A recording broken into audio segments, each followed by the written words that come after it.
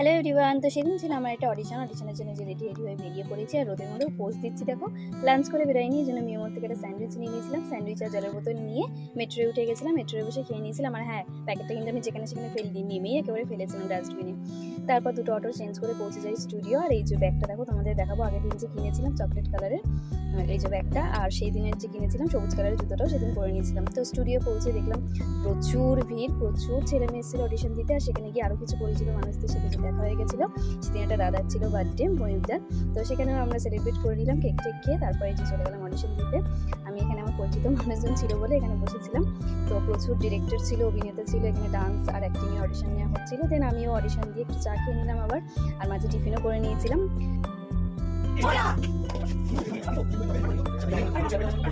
আমি একদম অডিশনের শেষ পর্যন্ত ছিলাম, যেহেতু আমার ওখানে সবাই পরিচিত কাছের মানুষজন ছিল। তো তারপর আবার মেট্রো ধরে পৌঁছে যাই দমদম। আজকের ভিডিওটা এই পর্যন্তই, টাটা।